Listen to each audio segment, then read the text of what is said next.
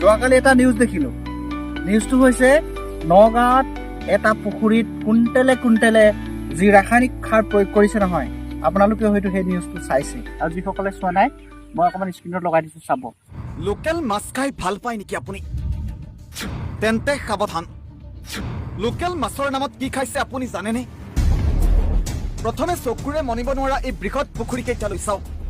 এই পুখুৰীটোত মাছ পুহি বছৰি লাখ লাখ টকা উপাৰ্জন কৰি আছে পুখুৰীৰ গৰাকীয়ে। এইবাৰ পুখুৰীৰ পাৰত থকা এই বস্তাসমূহলৈ চাওক। এইবোৰ ইউৰিয়া সাৰৰ বস্তা। মাছৰ শ্ৰীবৃদ্ধিৰ বাবে পুখুৰীত ছটিয়াবলৈ এনেদৰে বস্তাই বস্তাই আনিছে ইউৰিয়া সাৰ। পুখুৰীত ইউৰিয়া সাৰ ছটিয়াবলৈ সাজু আছে নাও। এই দৃশ্য নগাঁৱৰ দাঁতি কাষৰীয়া ইটাপাৰৰ। সি বুকুখন কঁপিছে নাই? এতিয়া আমি সেনেকুৱা মাছেই খাই আছোঁ। আচলতে আমি লোকেল মাছ বুলি, নগাঁৱৰ ফিচাৰী মাছ বুলি আমি খুব সোৱাদ লাগি খাওঁ। অন্ধ্ৰপ্ৰদেশৰ মাছতকৈ নগাঁৱৰ মাছত অকণমান হ'লেও লোকেল বুলি ভাবি আমি সকলোৱে খুব সুন্দৰকৈ মাছবোৰ কিনি আনি খাওঁ। কিন্তু কালি দেখিলে নহয়, এই নগাঁৱত কেনেকুৱা ধৰণে ৰাসায়নিক সাৰ অৰ্থাৎ ইউৰিয়া প্ৰয়োগ কৰিছে গাড়ীকে গাড়ী পুখুৰীত। গতিকে এই ভিডিঅ'টো দেখি মোৰ কিন্তু বিৰাট ভয় লাগিছে, আৰু মোৰ দৰে হয়তো আপোনাৰো ভয় লাগিছে যে আমি আচলতে মাছৰ নামত খাইছোঁ কি। ইউৰিয়া কিমান মাৰাত্মক আমাৰ শৰীৰৰ কাৰণে সেই কথাটো মই ক'ব নালাগে, আপোনালোকে প্ৰত্যেকেই জানে।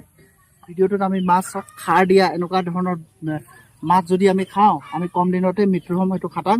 গতিকে এই প্ৰশাসনেও এই এনেকুৱা মানুহবিলাক যিবিলাকে এনেকুৱা ধৰণে পুখুৰীত সাৰ প্ৰয়োগ কৰিছে, এইবিলাকক একশ্যন ল'ব লাগে। খুব সোনকালে এওঁলোকক এৰেষ্ট কৰিব লাগে। মানুহৰ দেহৰ লগত তেওঁলোকৰ অন্যায় কি হয়? মানুহৰ জীৱনৰ লগত তেওঁলোকে খেলা খেলিছে। কেমিকেলৰ লগত মানুহৰ জীৱনৰ লগত কিহৰ ধেমালি? ডাইৰেক্টলি ইউৰিয়া মাছক দিয়াটো কিমান সমীচীন তেওঁলোকে জানিব লাগিছিলে।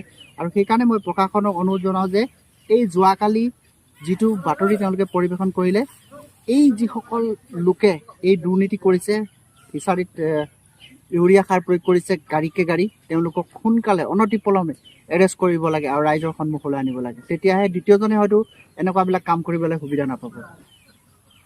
কিছু অসাধু ব্যৱসায়ী বুলি ক'ব লাগিব। একদম বিৰাট মানে দেখিয়ে কেনেকুৱা লাগি গৈছে এই ভিডিঅ'টো চাই। অসাধু ব্যৱসায়ী কিছুমানে এইবিলাক কাম কৰিছে। এনেকুৱা ধৰণৰ কাম কৰিলে আমাৰ জীৱন নিশকতীয়া হৈ যাব। আজি কৰোণা ভেকচিন লোৱাৰ পিছত প্ৰতিজন মানুহেই শাৰীৰিকভাৱে দুৰ্বল হৈছে। কৰোণাৰ যিটো ভেকচিনটো যে কিবা খেলি মেলি আছে, এইটো স্বীকাৰো কৰিছে চৰকাৰে। তেনে ক্ষেত্ৰত মানুহবিলাক দুৰ্বল হোৱাটো আমি প্ৰত্যেকে অনুভৱ কৰিছোঁ। ইয়াৰ পিছতো যদি এনেকুৱা ভেজাল দেশকে আমি এনেকুৱা ভেজাল বস্তু খাই থাকোঁ, তাকো মাছত, তেতিয়াহ'লে আমাৰ এই জীৱনটো কি হৈ থাকিব? আমি কেইবছৰ জীয়াই থাকিম? কেনেকুৱা ধৰণৰ ৰোগ হ'ব? আজিকালি সততে মানুহে কেঞ্চাৰ হয়, গেষ্ট্ৰিক আলচাৰ হয়, লিভাৰ হয়, লিভাৰৰ প্ৰব্লেম আহে, গেষ্ট্ৰাইটিছটো থাকেই। যিহেতু আজিৰ সময়ত লোকেল মাছ পাবলৈ নাই। আপোনাৰ ৰৌ বৰালি লোকেল যি আপোনাৰ বিলৰ মাছটো পাবলৈ আজিকালি নাই। তেনে ক্ষেত্ৰত যদি আজি আমাৰ এনেকুৱা পৰিস্থিতিলৈ আহে, তেতিয়াহ'লে ভৱিষ্যতে আমাৰ কি হ'ব সেইটো ভগৱানেহে জানিব। আহক বন্ধুসকল, আমি মোৰ ভিডিঅ'ৰ পৰা এটাই সকলোকে মেছেজ দিব বিচাৰোঁ। আমি প্ৰত্যেকে ঘৰত দুজোপাকৈ শাক পাচলি লগাওঁ। যদি পাৰোঁ, যদি মাটি আছে, সৰুকৈ এটা ফিচাৰী কৰোঁ। পাৰিলে হাঁহ পাৰ দুটামান পোহোঁ, যাতে আমি লোকেল মাংস এটুকুৰা বা লোকেল মাছ এটুকুৰা খাব পাৰোঁ। যদি আমি সেই ব্যৱস্থাটো নকৰোঁ নহয়, তেনেহ'লে আমাৰ সতি সন্তান নষ্ট হ'ব। আমাৰ সতি সন্তান ভৱিষ্যতে বল আয়ুস একোৱেই নাথাকিব। আমি কম সময়তে পৃথিৱীৰ পৰা বিদায় ল'ব লাগিব, নিশকতীয়া সন্তান হ'ব। সেই গতিকে আমি প্ৰত্যেকেই এই কৰ্মসংস্কৃতিৰো অকণমান গঢ়ি তোলোঁ।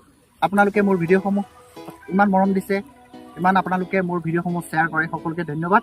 আৰু অনুগ্ৰহ কৰিছোঁ, যিসকলে এতিয়াও ফ'ল' কৰা নাই মোৰ ফেচবুক পেজটো ফ'ল' কৰিব আৰু মোৰ ইউটিউব চেনেলটো ছাবস্ক্ৰাইব কৰি থ'ব, যাতে এনেকুৱা ধৰণৰ ভিডিঅ' মই আকৌ আপোনালোকৰ মাজলৈ প্ৰেৰণ কৰিব পাৰোঁ। আপোনালোকে ছাবস্ক্ৰাইব আৰু ফ'ল' কৰিলে আমি উৎসাহ পাওঁ, আৰু উৎসাহৰ বলতে এনেকুৱা ধৰণৰ ভিডিঅ' বনাবলৈ আমি পুনৰ প্ৰস্তুত হওঁ। তেন্তে আজিলৈ বাই বাই, ধন্যবাদ। পুনৰ লগ পাম এটি নতুন ভিডিঅ'ত। জয় অসম।